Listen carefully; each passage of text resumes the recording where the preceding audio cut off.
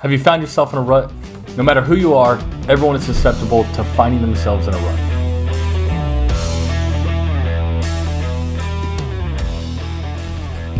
Unmotivated, uncaring, and really you just don't feel you have the energy or motivation to get out of bed. Brushing your teeth in itself feels like a task. It is important to realize, though, the difference between depression and finding yourself in a rut.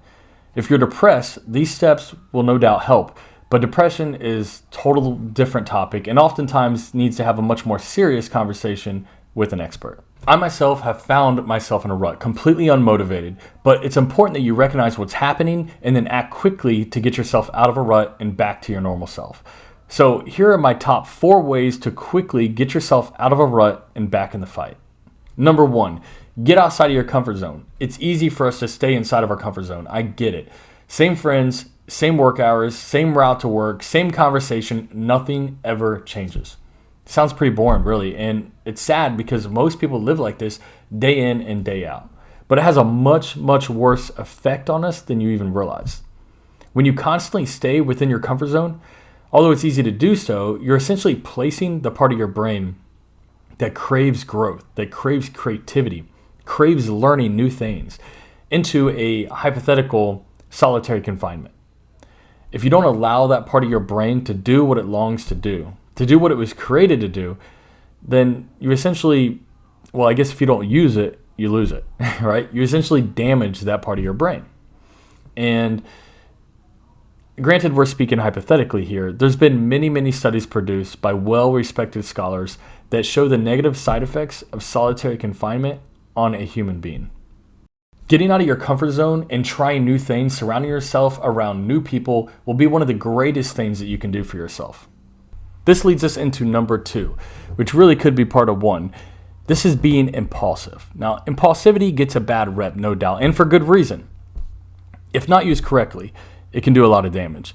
A lot of us struggle on getting out of the comfort zone. Our minds have been so dulled, so tamed, doing the same things over and over, that even when we want to get out of our comfort zone, we still find it extremely hard to make it happen. So, I have a solution. Let other people do it for you. So what do I mean by this? I mean be impulsive. So if you're single, say yes to the date. If you get invited to lunch with coworkers and you normally don't go, well, I encourage you to go. Something as simple as taking the longer way home can introduce you to something that you were not once familiar with.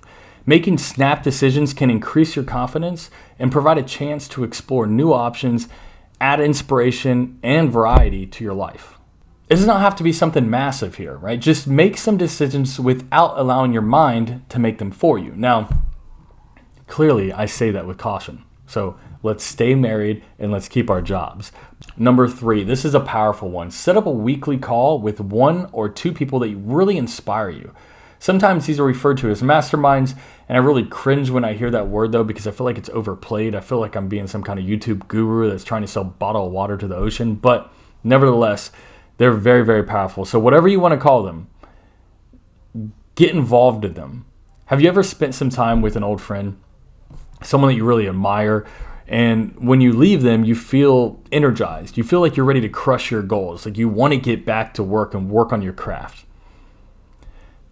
There's a science behind this, and it's also biblical. The Bible says that iron sharpens iron, referring to those that you spend time around. So you should spend your time with other people who sharpen you, who make you better. In return, you do the same for them, even if it takes tough love. So even if it's not the easy thing to say, if someone is slipping, you tell them they're slipping. If you're slipping, they tell you, hey, you're slipping. And you have to be able to and be willing to take that and know that that's part of this.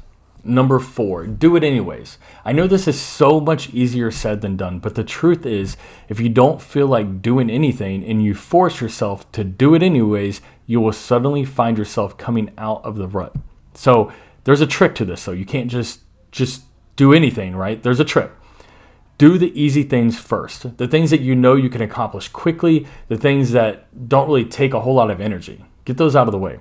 Those will give you a quick and easy win, and this will give you a small shot of positive dopamine, which will increase your mood and make your body search for more. This is not easy to do, no doubt, but if you make yourself do it, you will see that it works. And bonus number 5, I had to add a bonus because I wanted to add this after I planned the video, to be honest, but allow yourself to take a break.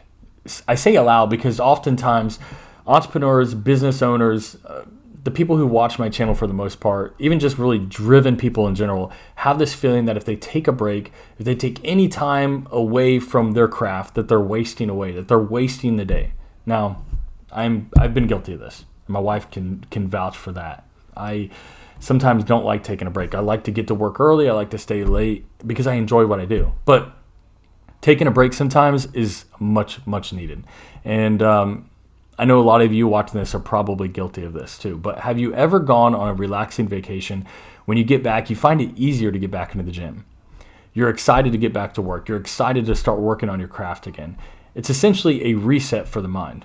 Sometimes when we get just overworked and overwhelmed, a planned break from things is the only real remedy. I say planned because that doesn't mean you just quit in the middle of the day, right? If you have responsibilities, you have to take care of them. But you plan it and you go on vacation and get that mental reset. I hope these 5 steps help you.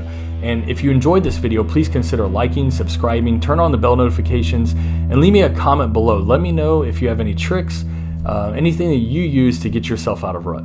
Until next time, guys, stay savage.